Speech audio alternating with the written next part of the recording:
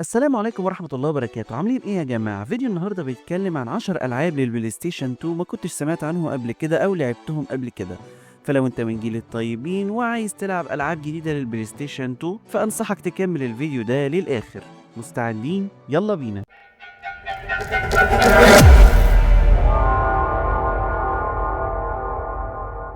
أول لعبة معانا واللي اسمها ماكسيمو جاستس تو جلوري. اللعبة دي بتحكي عن ماكسيمو فارس شجاع، والهدف بتاعه إنه ينقذ الملكة اللي اتخطفت من الأرواح الشريرة. أسلوب اللعبة مش سهل لأنك هتواجه أعداء مختلفين وكل واحد ليه طريقة قتال خاصة. اللعبة عبارة عن مستويات مليانة تحديات وفيها عناصر من المغامرة وحل الألغاز. المناظر والجرافيكس فيها مميزة. كمان أسلوب اللعب بيحتاج منك تركيز وتخطيط عشان تقدر تفوز. اللعبة التانية واللي اسمها أودينز فير. اللعبة دي هي عبارة عن RPG أكشن وبتدور أحداثها في عالم خيالي. الشخصيات بتتغير بين أبطال مختلفين وكل شخصية ليها قصة خاصة بيها. أسلوب القتال في اللعبة سريع وحماسي مع رسومات متقنة بتخلي كل معركة تبقى ممتعة. اللعبة مليانة تفاصيل وفن وبتاخدك في رحلة مشوقة من خلال عالم مليان سحر ودراما. اللعبة رقم 3 واللي اسمها شادو اوف ذا كلوزس. اللعبة دي تعتبر من التحف الفنية في عالم الألعاب. الفكرة الرئيسية إنك بتلعب كشخصية اسمها ويت، وهدفك إنك تقضي على 16 عملاق لحماية فتاة ميتة.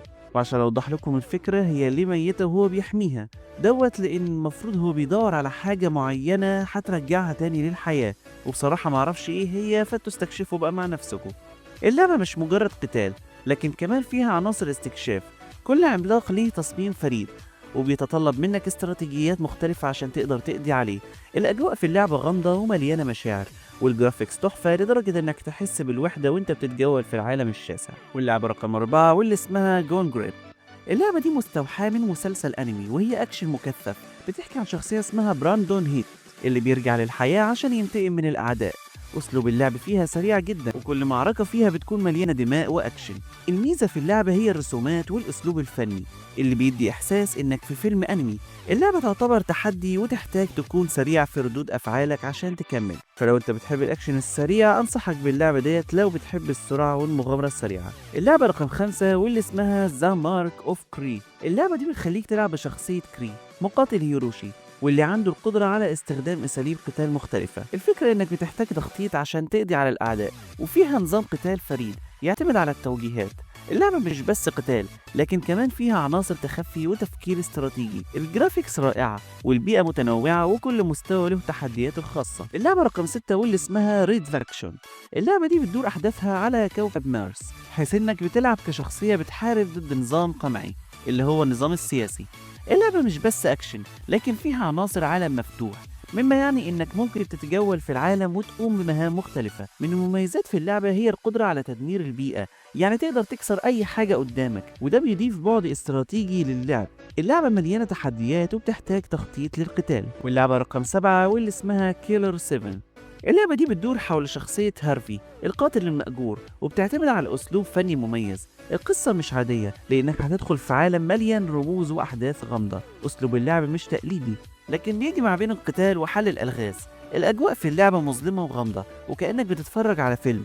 الرسومات فريدة وكل شخصية في اللعبة لها تصميمها الخاص. واللعبة رقم 8 واللي اسمها بوجين جاي ذا فور سكند سيتي. اللعبة دي بتدور حول شخصية جونج، مقاتل متدرب على فنون القتال بالسيف. اللعبة بتقدم لك عالم مفتوح مليان تحديات، وأسلوب القتال فيها سريع وحماسي. الشخصيات والأعداء مختلفين وكل واحد منهم له طريقة قتالية مميزة. اللعبة بتتميز برسومات جميلة وتخليك تحس بالإثارة في كل معركة. واللعبة رقم 9 واللي اسمها دارك كلاود 2. اللعبة بتجمع بين الأكشن وبناء المدن. أنت بتلعب بشخصيتين مختلفتين وبتنقذ عالم مليان كائنات غريبة.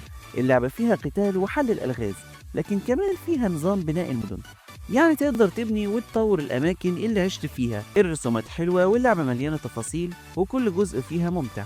واللعبة رقم 10 واللي اسمها دراكين جارد. اللعبة دي بتجمع بين القتال الأرضي وركوب التنين وبتدور حول حروب وصراعات. أنت بتلعب بشخصية بتستخدم السلاح وبتقاتل الأعداء، لكن كمان ممكن تركب التنين وتشارك في معارك جوية. القصة مليانة دراما وصراعات، واللعبة مليانة تفاصيل وتحولات في الأحداث. الجرافيكس كويسة ومع كل معركة بتحس إنك في فيلم أكشن. وبس يا جماعة، ده كان فيديو النهاردة عن 10 ألعاب للبلاي ستيشن 2 ما كنتش سمعت عنهم قبل كده. أتمنى الفيديو يكون عجبكم، ولو الفيديو عجبكم ما تنسوش تشتركوا في القناة وتفعلوا زر الجرس عشان يوصلكوا كل جديد، وما تنسوش تحطوا لايك للفيديو. أشوفكم على خير، مع السلامة.